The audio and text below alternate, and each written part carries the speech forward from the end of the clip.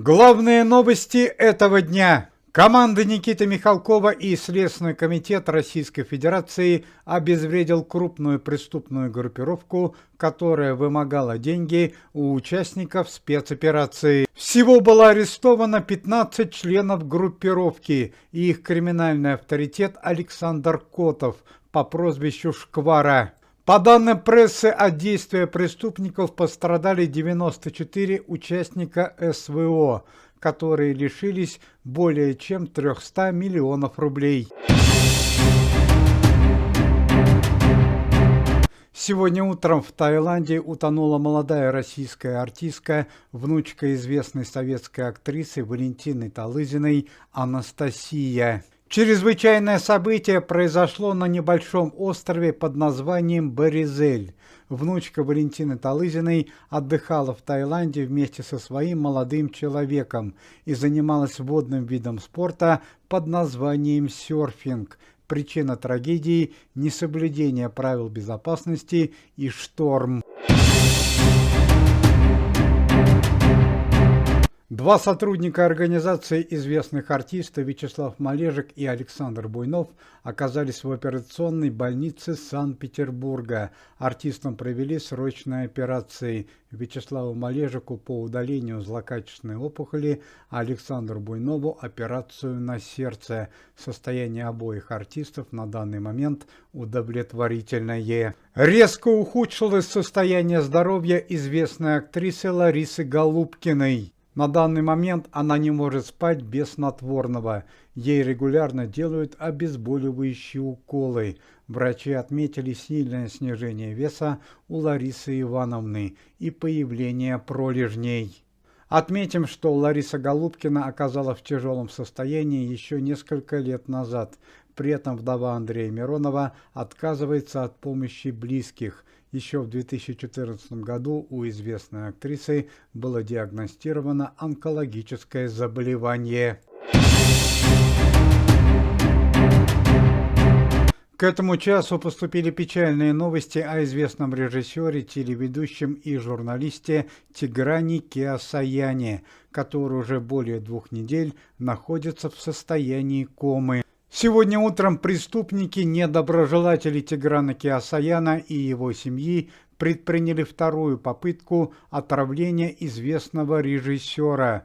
По данным прессы, в преступлении были задействованы врачи больницы, где находится Тигран Кеосаян. Как сообщает пресс-служба комитета, преступники вошли в сговор с врачами больницы, которые добавили в капельницу Тиграна Кеосаяна сильнодействующие медицинские препараты, которые бы немедленно привели к летальному исходу. Однако высокую бдительность проявила медсестра 4-го отсека больницы, где находился Тигран Кеосаян, Екатерина Персецкая, и охранник помещения, которые вовремя с помощью записи видеокамер смогли обнаружить преступников и сообщить правоохранительным органам.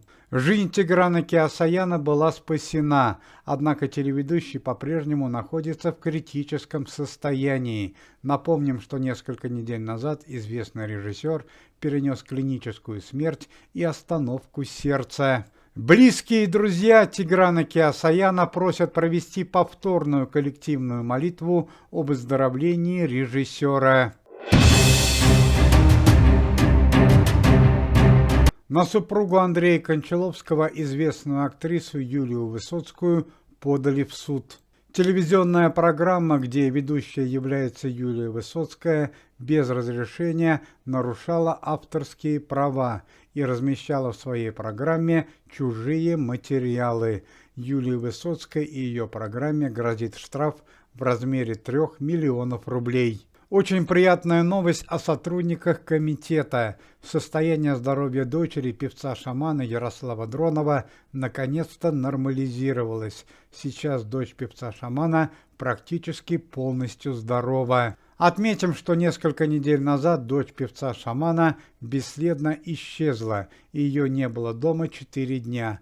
Однако все закончилось благополучно. Покойный Александр Ширвин совершил большую ошибку при составлении завещания. Он неправильно указал инициалы и год рождения одного из внуков, что привело к печальным последствиям. Из-за денежного наследства известного актера один внук Александра Ширвинда лишил жизни другого. Настоящей трагедией закончилась свадьба дочери известной балерины Анастасии Волочковой. 19-летняя дочь Анастасии Юрьевны выходила замуж за известного молодого бизнесмена, владельца сети ресторанов Салимбека Тигранова. Пышная свадьба прошла накануне в одном из центральных ресторанов. Однако в самый разгар праздничного гуляния, на котором присутствовал и специально приглашенный гость, известный певец Игорь Саруханов, вошли неизвестные личности, которые оказались денежными кредиторами жениха. Как оказалось, муж дочери Анастасии Волочковой задолжал крупную сумму денег своим партнерам по бизнесу. Почему партнеры по бизнесу мужа дочери Анастасии Волочковой выбрали именно свадьбу для выяснения отношений, до сих пор неизвестно. Однако во время гуляния произошло трагическое событие. Муж дочери Анастасии Волочковой погиб. Сама дочь Анастасии Юрьевны получила тяжелое ранение. Анастасия Волочкова также находится в больнице. Также серьезно пострадал и известный певец Игорь Саруханов.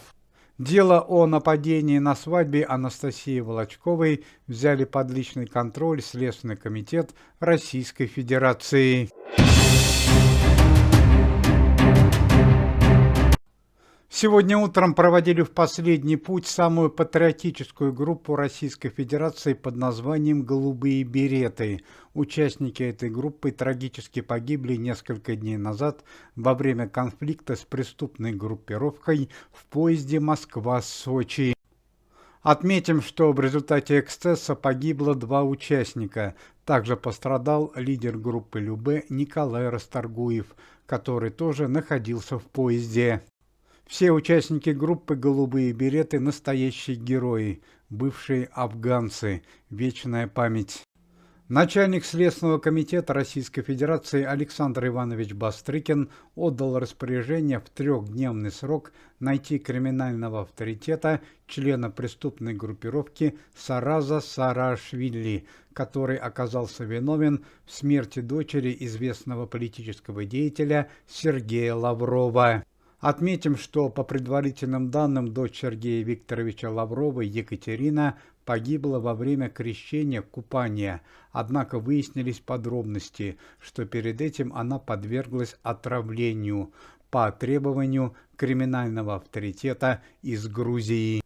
Уважаемые зрители, если вы желаете выздоровления сотрудникам комитета и поддерживаете их деятельность, то можете поставить лайк под видео и написать поддерживающий комментарий.